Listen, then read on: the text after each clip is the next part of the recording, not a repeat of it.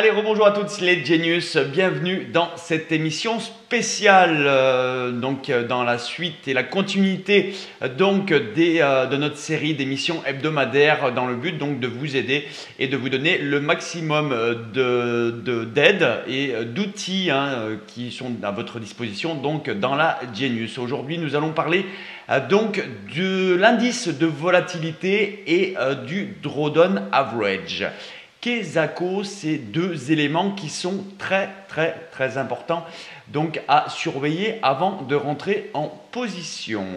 Donc on va commencer par évoquer l'indice de volatilité, un outil qui a été intégré dans la plateforme Genius il y a quelques mois et qui est très important à regarder avant de rentrer en position. Petite définition d'ores et déjà donc de l'indice de volatilité. Donc l'indice de volatilité est un outil donc crucial pour évaluer donc le risque associé aux investissements en mesurant donc la fluctuation des prix des actifs financiers.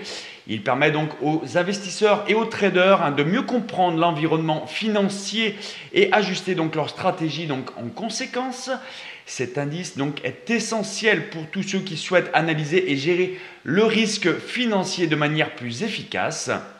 Que vous soyez un investisseur à long terme cherchant à minimiser les risques ou un trader actif cherchant à tirer des profits à court terme ou un professionnel expérimenté voulant optimiser ses décisions d'investissement, la compréhension donc de cet indice est essentiel.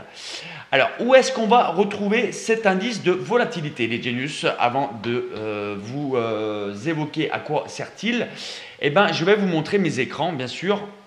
Je vais vous montrer mon écran et vous montrer d'ores et déjà où se trouve cet indice de volatilité. Donc, on y va tout de suite. Vous allez retrouver cet indice à trois niveaux différents. Dans votre Genius, vous allez retrouver donc votre indice de volatilité dans le header des graphiques que vous retrouvez donc ici. D'accord. Actuellement, je suis sur le graphique du FDXM avec ici un indice de volatilité à 0,06 qui s'affiche en vert. Ok. Donc ça, c'est le premier endroit où on va retrouver l'indice de volatilité. On va le retrouver également dans le DOM. Dans le DOM, alors là, je ne vais pas pouvoir vous le montrer. Je vais être obligé de décaler un petit peu mon graphique. Vous allez également le retrouver dans le DOM. Voilà. À cet endroit-là, ici, les Genius, à l'extrême droite, vous avez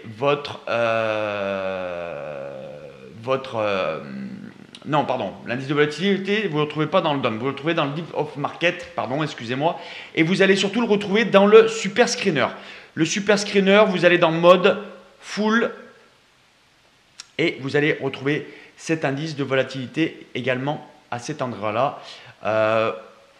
Où il peut être consulté. Donc, de manière générale, le plus simple, bien entendu, les Genius, on va d'ores et déjà surtout le trouver tout en haut donc, du graphique. La méthode de calcul, elle est très simple. Les Genius, la méthode de calcul est très simple de cet indice. Pour déterminer donc l'indice de volatilité, Genius Station donc, utilise les rendements logarithmiques des prix des actifs financiers. Cette approche permet donc de mesurer les fluctuations de prix de manière plus précise et de calculer donc la volatilité associée donc à ces variations. Grâce à cette méthode de calcul, l'indice de volatilité fournit une indication du risque pour les investisseurs. C'est ça qu'il faut retenir, le risque pour le trader ou le risque pour les investisseurs. Comment l'interpréter? Alors, on va l'interpréter de trois manières différentes. Pour ça, je vais vous mettre un petit tableau blanc à vos crayons, les Genius. Un petit tableau blanc et on va y aller. Voilà, vous avez ici mon petit tableau blanc. Vous allez avoir trois types d'indices de volatilité. La volatilité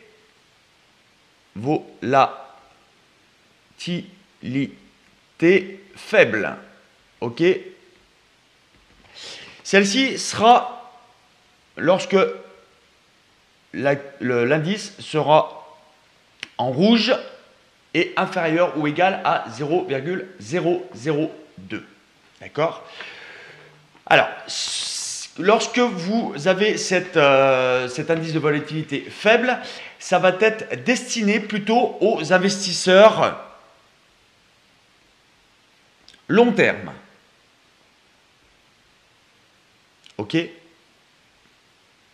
Qu'est-ce que c'est un investisseur long terme? C'est-à-dire que c'est un investisseur qui va prendre des positions et qui va maintenir sa position sur plusieurs jours, plusieurs semaines, voire même plusieurs mois.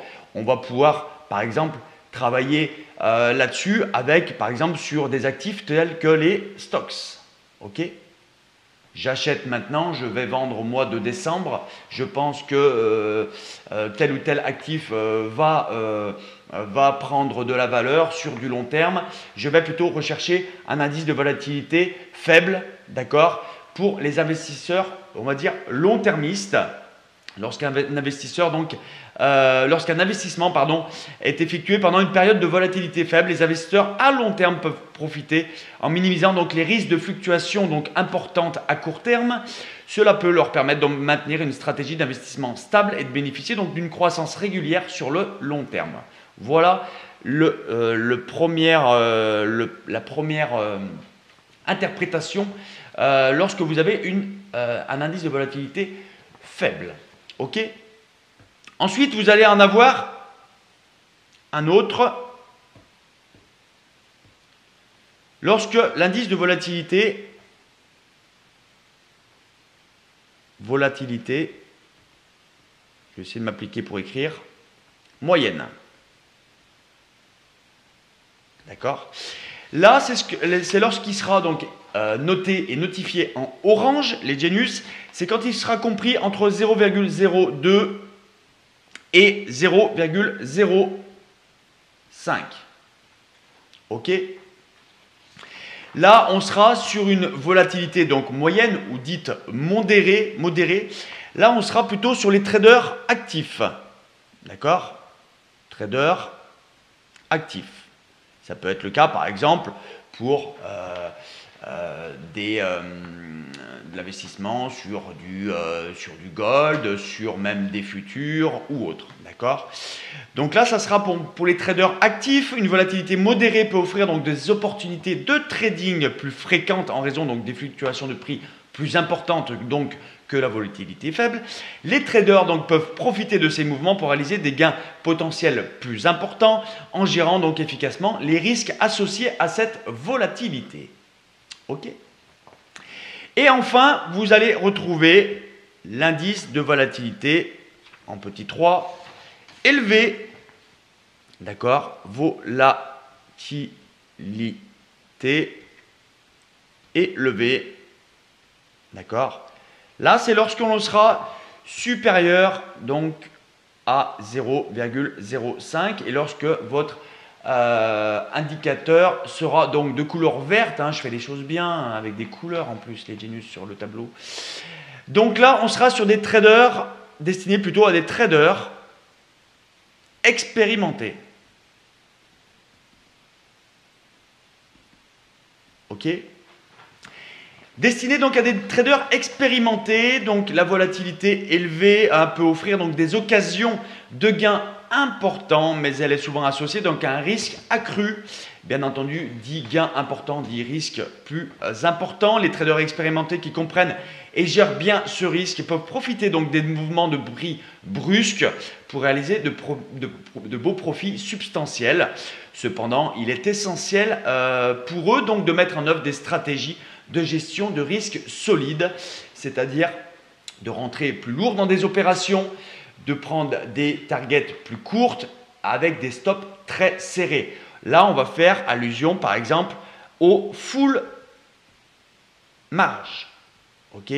C'est-à-dire que lorsque vous allez vouloir sans S, pardon, full marge, lorsque vous allez en l'occurrence vouloir rentrer très lourd dans une opération, aller chercher une petite target et avoir un stop très serré. Cette façon de travailler est bien entendu destinée aux traders expérimentés et qui auraient suivi bien entendu une formation full marge que vous propose bien sûr Genius Station. Voilà pour cet indice donc de volatilité, donc que vous retrouvez en haut dans votre header des graphiques. Donc volatilité faible pour résumer pour les investisseurs plus long-termistes, volatilité moyenne pour les traders actifs mais qui ne veulent pas prendre non plus de gros risques en intraday, et la volatilité élevée pour ceux qui veulent rentrer plus lourd dans des opérations et faire des coups plus importants sur une très courte durée avec des stops très serrés en ayant bien sûr conscience des risques qui y sont accrus. Voilà pour cette définition de l'indice de volatilité. Si vous êtes dans le chat avec moi, n'hésitez pas à me dire si c'est OK pour vous. Il y a Stéphane que je vais saluer, bien entendu, qui est présent avec moi et avec nous aujourd'hui. Dis-moi si c'est clair au niveau des explications concernant cet indice de volatilité, qui est un indice extrêmement important. OK pour Marc, est-ce que mes explications sont claires? OK pour Thierry, c'est parfait. On remarque que actuellement vous avez, en l'occurrence sur le FDXM, qu'on a traité ce matin, hein, on était acheteur ce matin, mais écoutez, voilà, on a bien performé. Hein. Vous retrouvez donc cet indice de volatilité à 0,06%, puisque vous voyez qu'actuellement on est en train de monter plutôt fort hein, sur le FDXM, donc on a de la volatilité, on a un indice donc, qui est à 0,06%, qui est dans le vert, donc là plus enclin à pouvoir faire potentiellement des bons coups puisque la volatilité est présente. Voilà pour ce qui est donc de l'indice de volatilité, les Genius.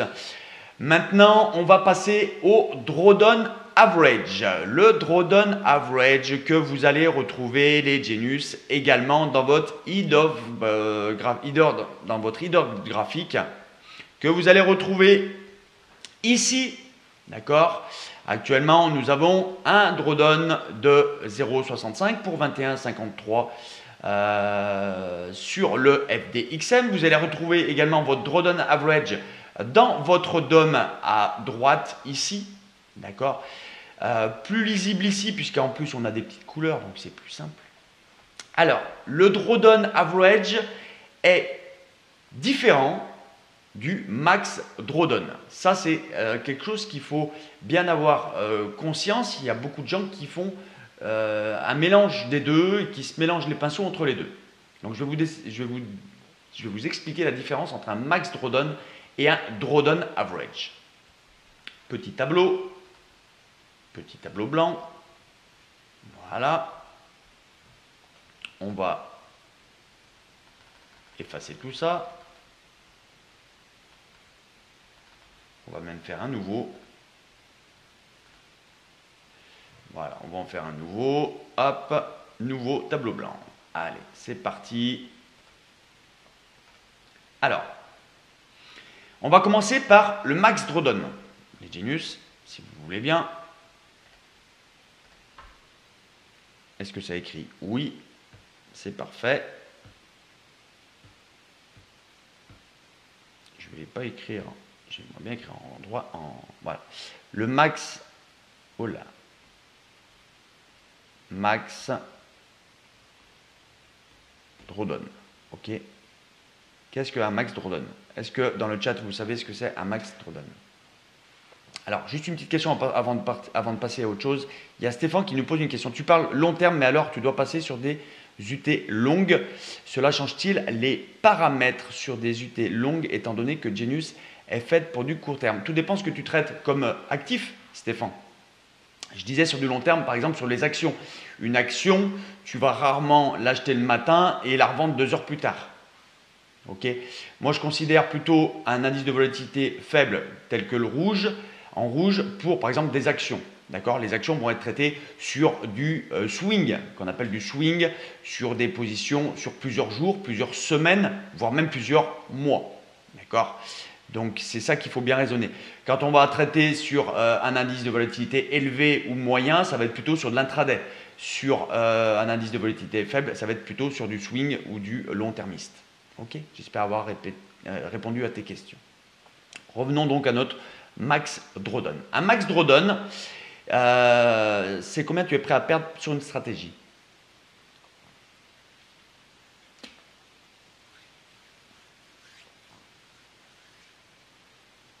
Oui et non. Oui et non. Alors, je vais vous prendre un exemple. Vous avez un capital, on est quel jour? On est le 14 novembre. Vous avez commencé à trader le 1er septembre, 1,09 2024.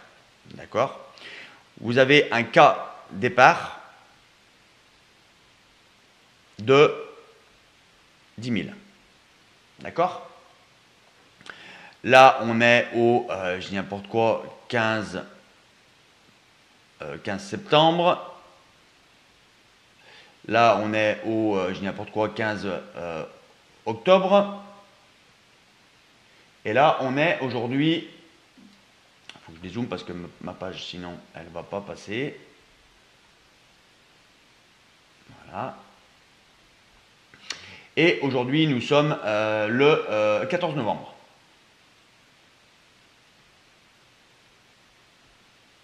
OK?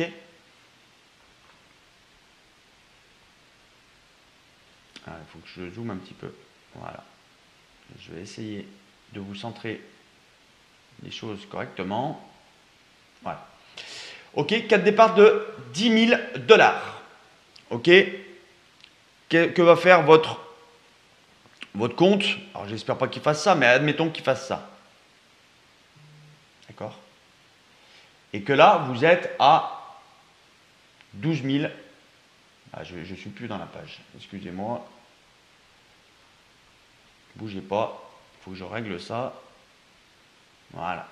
Là, vous êtes à 12 000 $ de capital. OK? Et là, vous étiez à 10K. Là, on est par exemple à 8K.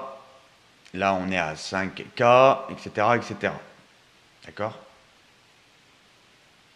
OK? Si je vous trace des petites lignes. Voilà. Sur une période du 1er septembre au 14 novembre, votre compte a subi un max drawdown de, ici, moins 5 000. D'accord? Qui correspond à votre max drawdown sur la période du 1er septembre au 14 novembre. D'accord? Ça, c'est votre max drawdown. Est-ce que c'est OK pour vous? C'est de combien mon compte est descendu au plus bas par rapport à mon capital de départ sur une période donnée.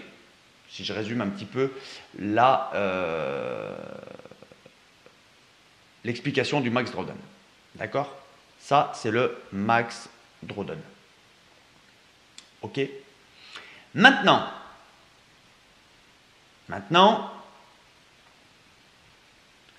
qu'est-ce que le drawdown average?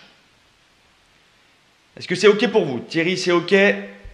Dites-moi si c'est OK pour tous les autres. Si ce n'est pas le cas, vous me le dites. Qu'est-ce que le drawdown?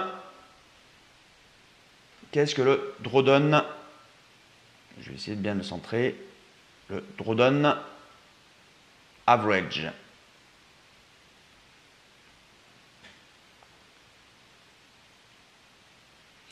Alors, le drawdown average, c'est ce que vous avez.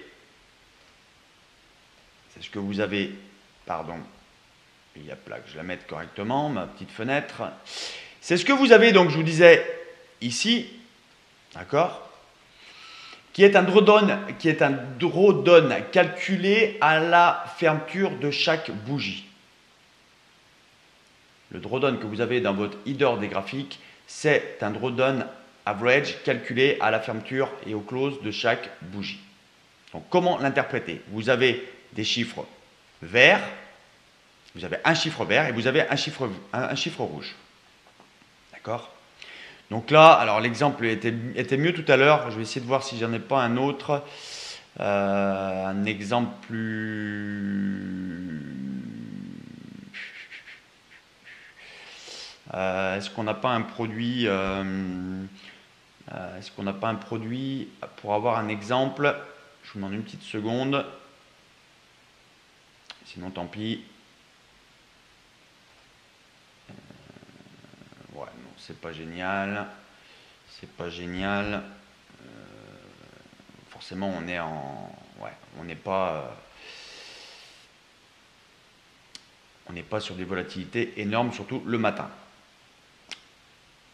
Je vais vous expliquer ce qu'est le drawdown average. Alors, le drawdown average, vous avez deux choses. Comme je vous le disais, les Genius, vous avez d'un côté un chiffre vert qui est par exemple, je dis n'importe quoi, 0,02 et vous avez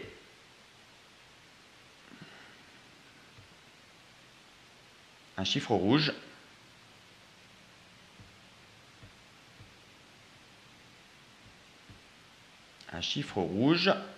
voilà, qui est de, il n'est pas en rouge, qui est de 25 par exemple.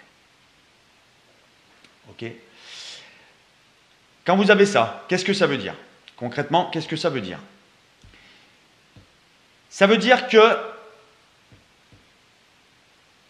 si vous rentrez à l'instant T dans une opération acheteuse, d'accord, vous risquez ici une respiration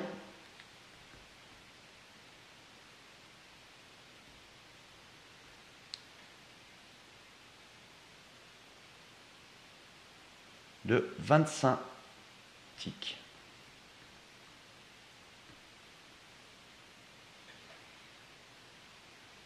D'accord? Ce qu'il faut comprendre, c'est que plus vous avez un écart important entre les deux chiffres à droite et à gauche, plus le risque est important.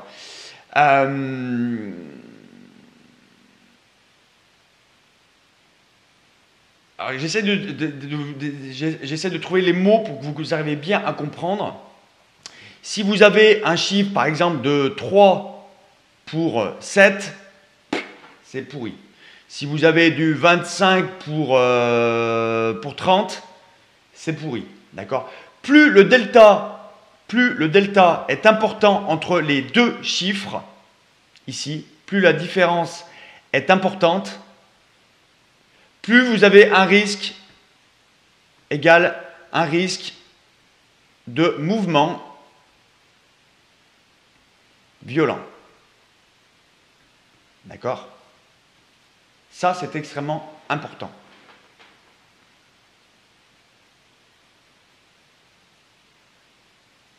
Ok?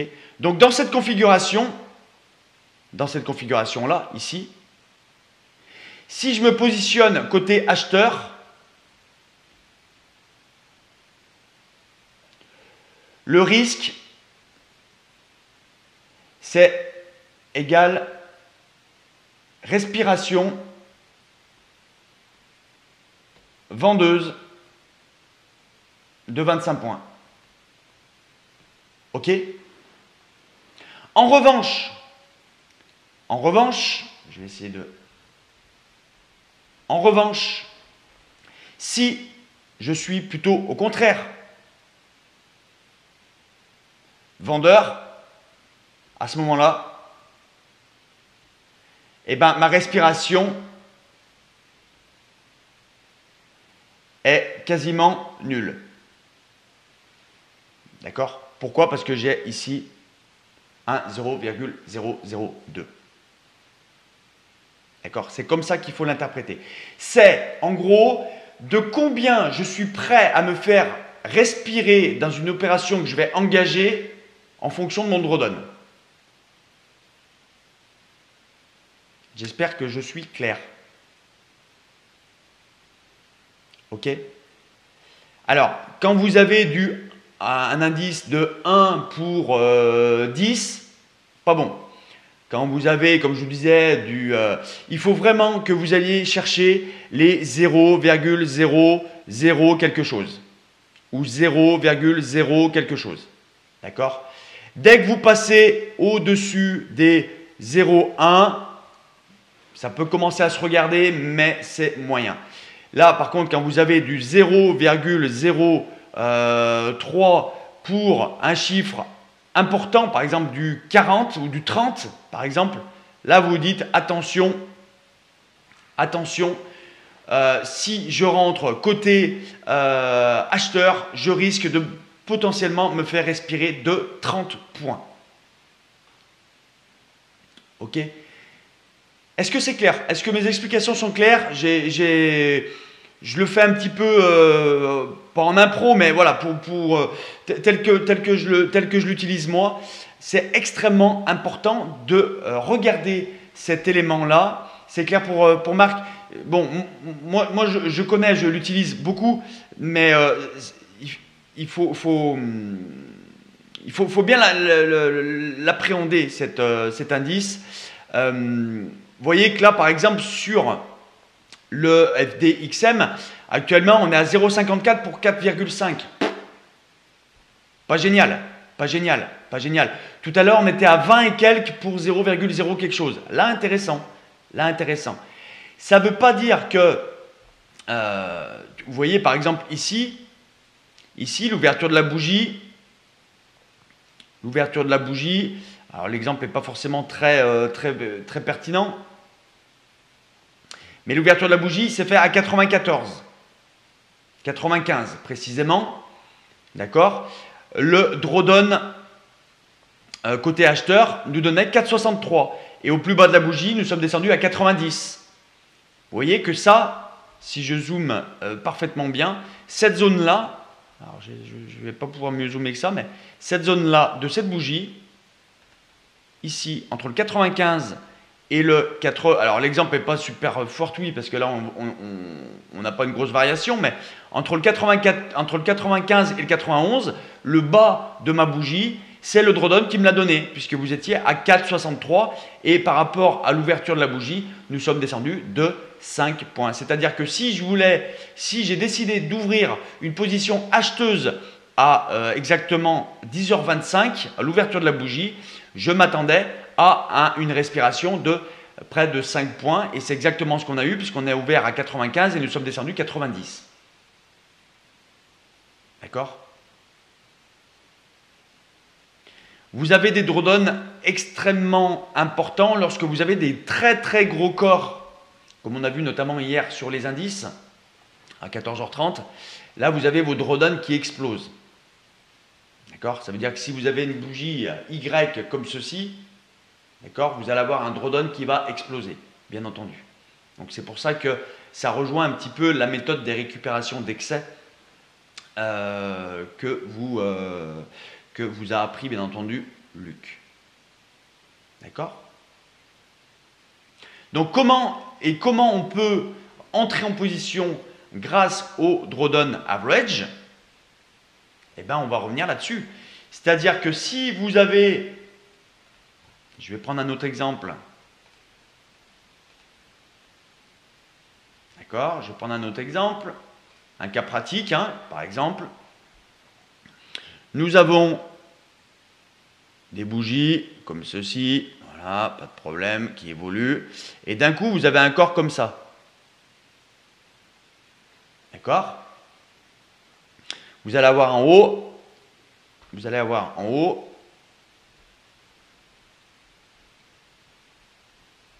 vais essayer de le mettre bien correctement, votre drawdown, que je ne vous dise pas de bêtises, qui risque, quand la bougie va clôturer ici, de vous indiquer un drawdown important.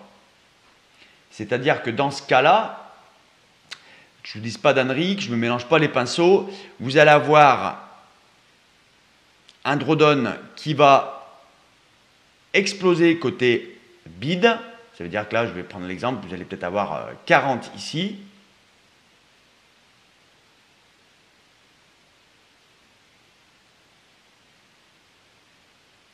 C'est l'inverse, c'est ce qui me semblait. Vous allez avoir par exemple côté, si je vends, oui c'est ça. Vous allez avoir par exemple côté acheteur du 0,0 1, par exemple. Et côté Ask, vous allez avoir, par exemple, on a déjà vu, par exemple, du 50. D'accord? Au close de cette bougie. Là, vous vous dites, attention, le risque de retournement est important côté vendeur. D'accord? Puisqu'on a un DD de 50. Mon drawdown côté bid est à 0,01. Ça veut dire qu'on a quand même plus de chances à partir d'ici de revenir en arrière et d'aller chercher un potentiel 50 points. D'accord? Sachant qu'on a une respiration qui sera peut-être quasiment nulle.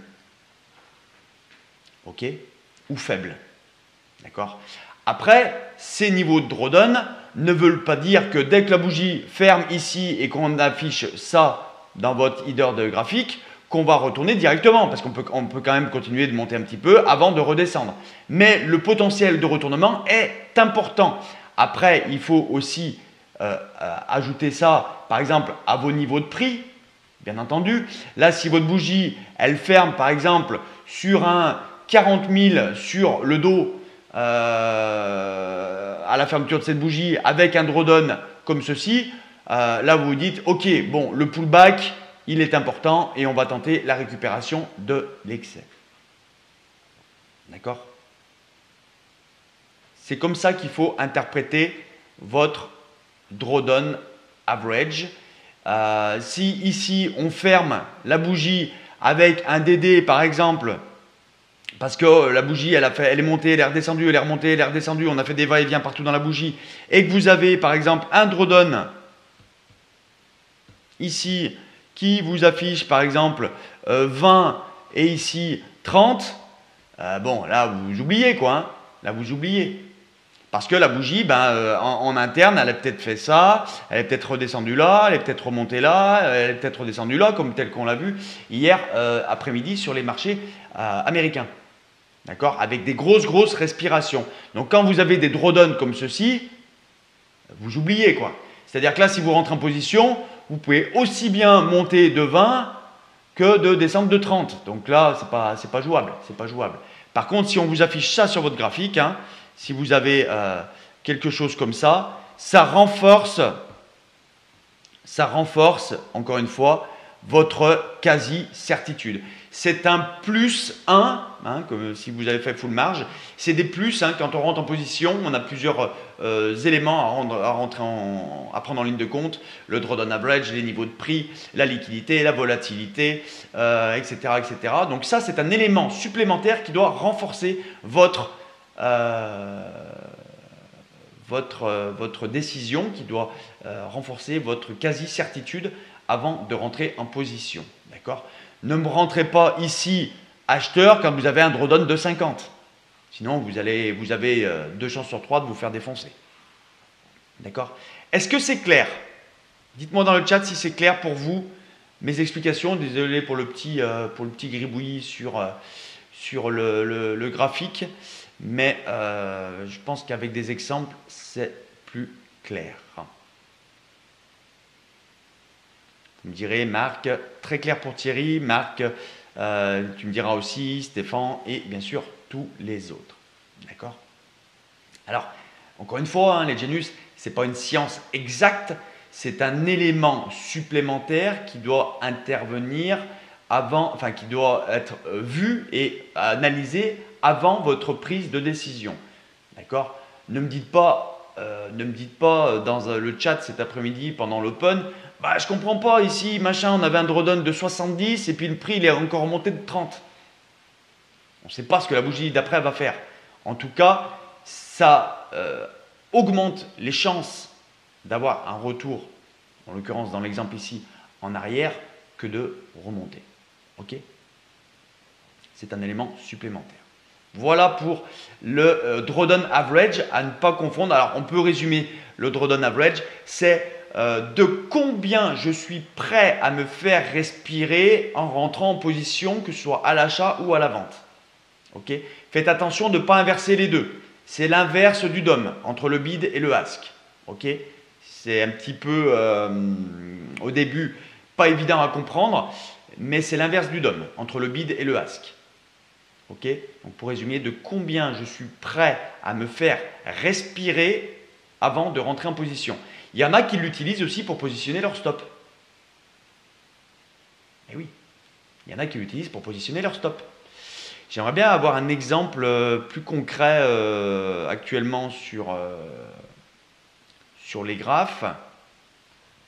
Bon, là, on n'a rien. Vous voyez que ici, on est sur du 1 pour 4. Aucun intérêt. Voilà. Alors, l'exemple, regardez, l'exemple du Bitcoin actuellement. Vous avez du 72.6. Alors, vous allez me dire, c'est le Bitcoin. Donc, vous allez me dire 72, c'est pas grand-chose, mais voilà. 72.6 pour 1,02. Alors vous allez me dire, ouais, on n'est pas à 0, etc. C'est pour l'exemple, d'accord? Admettons que le d'être à 1,02, là, vous êtes à 0, quelque chose, ok? Et pour du 72, ça veut dire que là, actuellement, sur le Bitcoin, si vous dites, ok, je veux vendre à l'instant T, ok, je veux vendre à l'instant T, je risque de me faire respirer côté acheteur de 72 $ avant de redescendre. Alors vous allez me dire, 72 $, c'est que dalle. Oui, c'est que dalle. Mais je risque de me faire respirer de 72 $ si je rentre en position maintenant. Et regardez ce qu'est en train de faire la bougie. On passe de 488 à 600. D'accord? 588,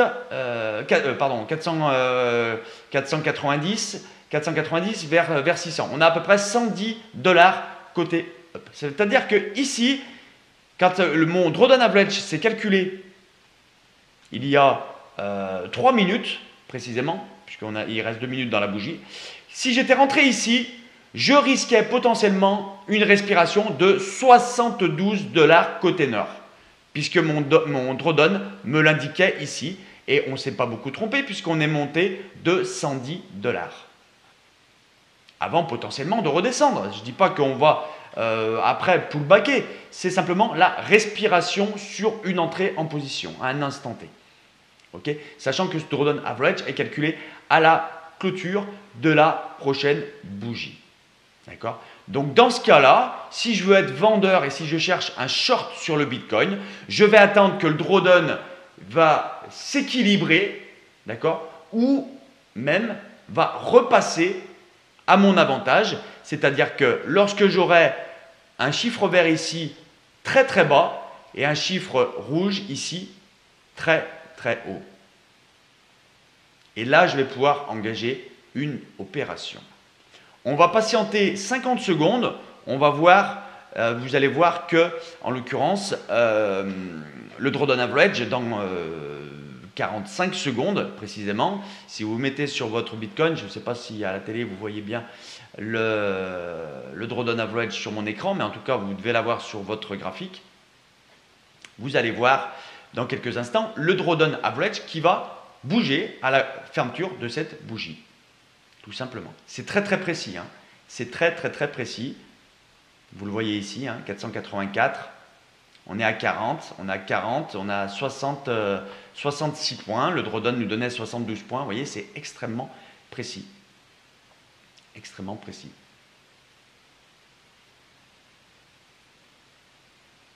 On va voir comment on va se comporter. L'indice de volatilité, vous voyez ici, 0,28 sur le Bitcoin. C'est ce que je vous disais tout à l'heure.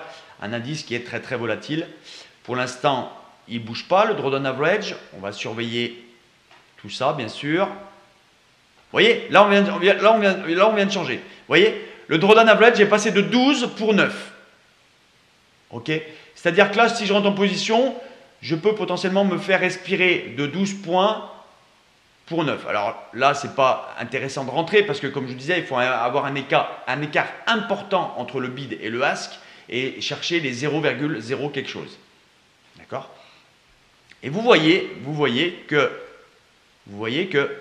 12, on a ouvert ici, on est ouvert à 533, on est monté à 570, donc on a respiré de 40 et le drawdown nous donnait 12. D'accord? Donc on voyait qu'on risquait quand même une petite respiration. Si on voulait engager côté acheteur, on risque encore cette respiration puisque notre drawdown est pourri actuellement. Ok? Surveillez bien cet indice, cet indicateur-là, et faites le mental. Vous regardez vos graphiques, vous regardez, alors essayez de regarder sur des, notamment par exemple sur le Bitcoin, ça peut être intéressant, même si vous ne tradez pas le Bitcoin, regardez un petit peu comment se comportent les drawdown average en fonction de l'évolution du prix. Et ça va tout de suite s'éclaircir dans votre esprit. Ok? J'espère avoir été clair les Genius sur l'analyse de ces deux indicateurs. Il y a un autre élément que je voulais vous parler, qui est important aussi à regarder avant la prise de position, c'est le lot average. D'accord? C'est le lot average que vous retrouvez également ici. Il y en a souvent qui me disent « Ok, mais on rentre avec combien de lots, etc., sur telle ou telle opération. » D'accord? Donc, je vais vous répondre. Le nombre de lots dans lequel on va rentrer en opération va dépendre, bien sûr, de la taille de votre capital, mais va également dépendre et va être très important en fonction du nombre de lots échangés sur chaque ligne. D'accord? Donc, qu'est-ce que ça veut dire? Le nombre échangé de lots sur chaque ligne. Le nombre moyen de lots échangés sur chaque ligne, c'est ce que vous allez retrouver ici, dans le lot average. Ça veut dire que sur le prix actuel, où se trouve par exemple le FDXM, on a entre, ça va très vite, mais entre une vingtaine de lots à peu près échangés sur chaque ligne. Sur Xcent, là je suis sur Xcent. Si vous êtes sur Stonic, ça sera également bien sûr différent. Ok? Donc ça veut dire quoi? Ça veut dire que si vous prenez ce chiffre-là, la moyenne des lots échangés sur chaque ligne, vous le divisez par 3 et ça sera votre nombre de lots maximum sur lequel il va falloir rentrer une position. Ça veut dire que si j'ai 20 lots d'échangés par ligne, d'accord, le nombre de lots maximum que je vais rentrer en position sera donc de 7. D'accord? Vous le divisez entre 3, voire même 4. Moi, j'ai presque tendance à dire 4.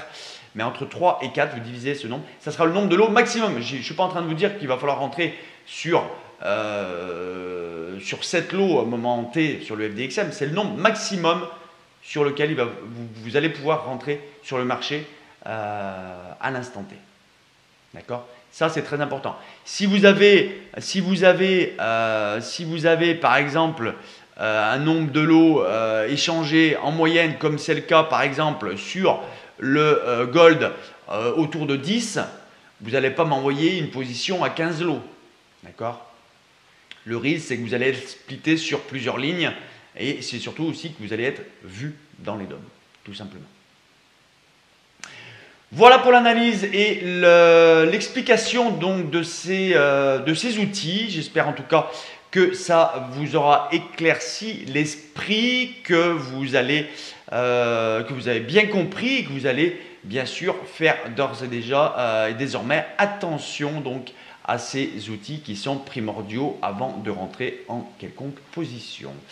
Merci à tous d'avoir suivi cette émission. Cette émission sera rediffusée bien entendu en replay dans l'onglet Genius Lab. Merci à toutes et à tous de m'avoir suivi. Je vous donne rendez-vous tout à l'heure dans maintenant une quinzaine de minutes avec Luc pour Rendez-vous Action. Merci à tous les Genius, à tout à l'heure. Take care, choose, surtout enjoy. Ciao, bye bye.